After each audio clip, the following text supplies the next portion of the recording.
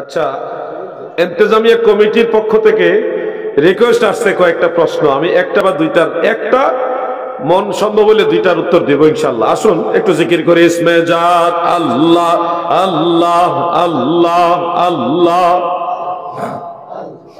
আল্লাহ আল্লাহ আল্লাহ আল্লাহ আল্লাহ।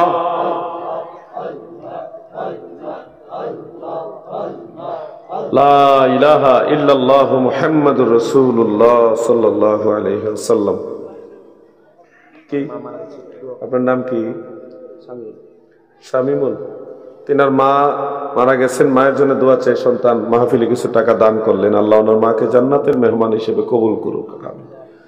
প্রশ্নকারী সালাম দিয়েছেন, আসসালামু আলাইকুম। ওয়ালাইকুম, সবাই বলেন ওয়ালাইকুম আসসালাম। একসঙ্গে 3 তালাক দিলে কি হবে? সঠিক সমাধান দিবেন কোরআন ও হাদিস দ্বারা। বিস্তারিত আলোচনা এখন আমি করতে পারবো না, সময়ও শেষের দিকে, আগে বললে আমি একটু লম্বা করে আলোচনা করতাম। আর সাধারণত তালাকের মাসালাগুলি আমি মাহফিলে আলোচনা করি না, কারণ এই শব্দটাই মানুষের ব্রেইনের মধ্যে ঘোরক বারবার, যাক এটা আমি চাই না। কারণ আমাদের এই আধুনিক যুগের ছেলেরা তো এমনি বুঝেন যে সামান্য বিষয় নিয়ে স্ত্রীদের উপরে রাগান্বিত হয়, সাধারণ বিষয় নিয়ে তালাক, এগুলি বিবাহ বিচ্ছেদ সংগঠিত হয়, যার কারণে এই শব্দটা যত কম উচ্চারণ করা যায় এ ততই ভালো। আমাদের ছোট ভাইরা যারা বাচ্চা, তারাও এই শব্দটা যেন একটু কম বুঝে, একটু থেকে দূরে থাকে, এটা আমি চাই। ফুকাহায়ে আহনাফ যারা, হানাফি মাযহাবে বড় বড় মুজতাহিদ হাফেজুল হাদিস ইমাম যারা, ওনারা তালাক সম্পর্কিত সমস্ত হাদিস গবেষণা করেছেন। গবেষণা করে দেখেছেন সাহাবাই কারামের জামানায়, হযরত ওমর ফারুক রাদিয়াল্লাহু আনহু সহ সাহাবাই কারামের জামানায় এই বিষয়টা সবাই এক ধরনের ঐকমত্য পোষণ করে গ্রহণ করেছেন যে একসাথে কেউ যদি স্ত্রীকে 3 তালাক প্রদান করে তাহলে 3 তালাক পতিত হবে। এটাই চূড়ান্ত ফায়সালা। ইসলামের মান্য করার ক্ষেত্রে, রাসূল পাক সাল্লাল্লাহু আলাইহি ওয়াসাল্লামের অনুসরণের ক্ষেত্রে আমাদের সবার চেয়ে সবচেয়ে বেশি অনুসরণ করেছেন হলো আল্লাহর হাবিবের আদরের সাহাবীগণ। সাহাবাই কেরাম যেটা ফায়সালা করে গেছেন, এর বাইরে আপনি যদি চলতে চান আপনি চলতে পারেন, কিন্তু আপনার গন্তব্য কোথায় হবে আপনি হয়তো চিন্তা করে দেখেন। আমরা সাহাবাই কেরামের মানহাজের উপর আছি, আর সাহাবাই কেরাম আল্লাহ রাসূলের মানহাজের উপর ছিলেন।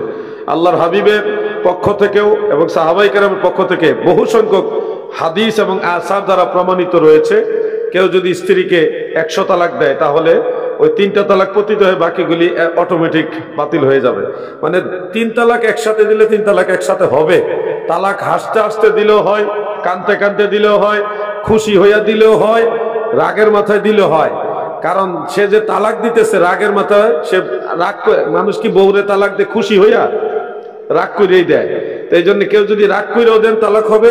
এটা এমন জিনিস যে মুরগি যদি খুশি হইয়া জবাই করে ফেলেন তাও জবাই হয়ে যায়, মুরগি যদি রাগ করে জবাই করেন তাও জবাই হয়ে যায়। জবাই হয়ে গেলে মুরগি আর জোড়া লাগানো যায় না। অতএব আমি এটা নিয়ে আর লম্বা আলোচনা করতে চাচ্ছি না, কারণ এই শব্দটা মাহফিল উচ্চারণ হোক এটা আমি পছন্দ করি না। কোনটা? জোড়া লাগায় যারা নিচ্ছেন, যদি এরকম ঘটনা ঘটে যে স্বামী তার স্ত্রীকে রাগান্বিত হয়ে অথবা যে কোনো কারণবশত একসাথে 3 তালাক দিয়েছেন, তাহলে ওই স্ত্রী তার জন্য হারাম হয়ে যাবে।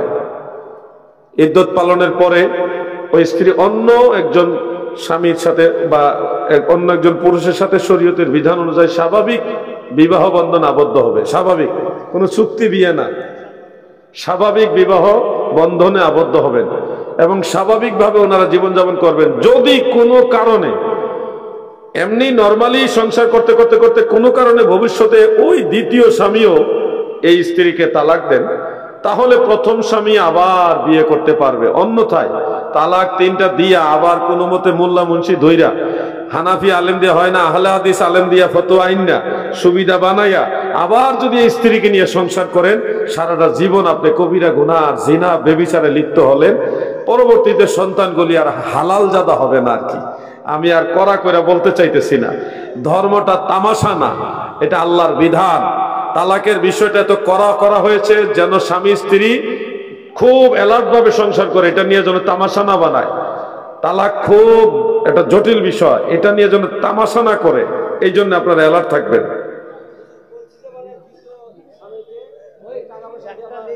না, কোনো চুক্তি এটা হবে না, চুক্তি হবে না, এক কথাই তো বললাম। এটা আবার ধর্মের মধ্যে একটা তামাশা হয়ে যাবে, এটা আরেকটা গুনার কাজ। আসসালামু আলাইকুম, সবাই উত্তর দেন।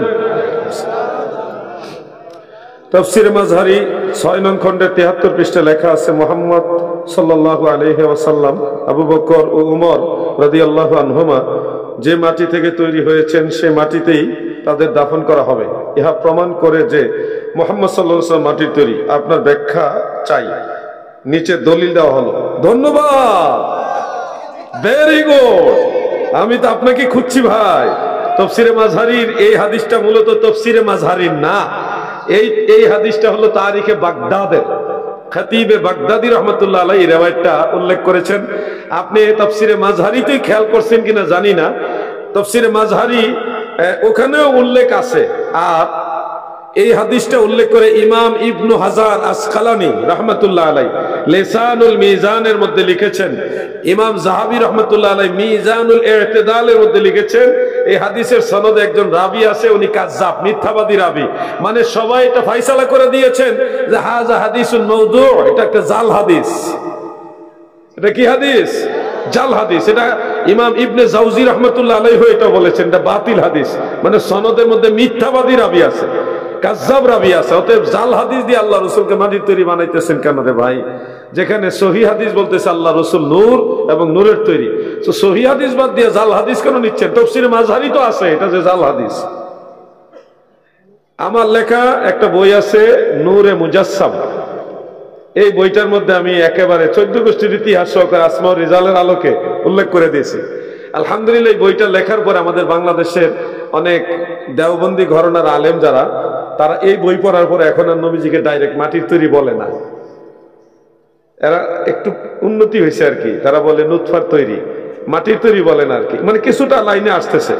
আসলে কোরআন হাদিসের ঊর্ধ্বে তো কেউ না ভাই, গায়ের জোরে বললে হবে না। খুলিকতু আনা ওয়া আবু বকর ওয়া উমর মিন তুরবাতিন ওয়াহিদা ওয়া ফিহা নুদফানু হাযা হাদিসুন কিযবুন বাতিলুন মাওদু, লা হাযা হাদিসুন বাতিল, এটা একটা জাল হাদিস।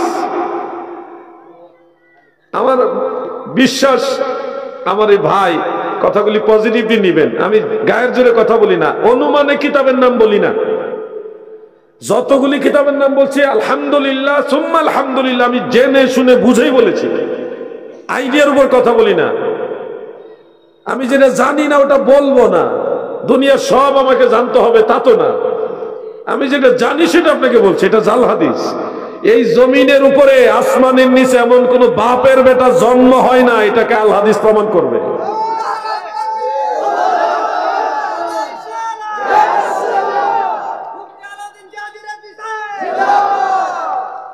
আমি সম্মান দিয়ে বলে গেলাম জাল হাদিস বাদ দেন, রাসূল পাকের আল হাদিস সহিহ হাদিস মোতাবেক প্রমাণিত রয়েছে আমার নবীজির নূর এবং আউয়াল মাখলুক।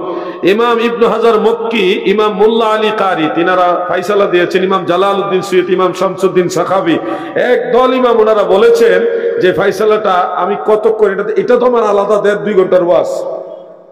এই ওয়াজ আমি মেশকাতের সরা মেরকাতের একটা ইবারত আপনাদের শোনাচ্ছি। সেখানে লেখা আছে, ওয়াখতালাফাতির রিওয়ায়াতু ফি আউয়ালিল মাখলুকাত ওয়া হাসিলুহা কামা বায়ানতুহা ফি শারহি শামাইল তিরমিজি আন্না আউয়ালাহা নূর আল্লাযী খুলিকা মিনহু আলাইহিস সালাতু ওয়াস সালাম।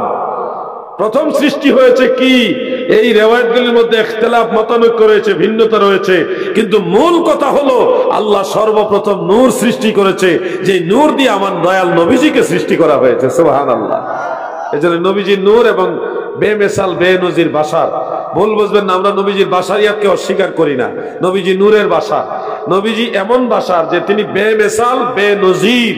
আমার নবীর বাশারিয়াতের সাথেও কারো তুলনা হবে না, কোন নবী রাসূল আমার নবীর সমান না। এই জন্য আমরা নবীজির বাশারিয়াতকে মানি, নূরানিয়াতকে মানি। তিনি নূরানি বাশার, তিনি নূরানি বাশার। আল্লাহ আমার ভাইদের বুঝার তৌফিক দেন, বলেন আমিন।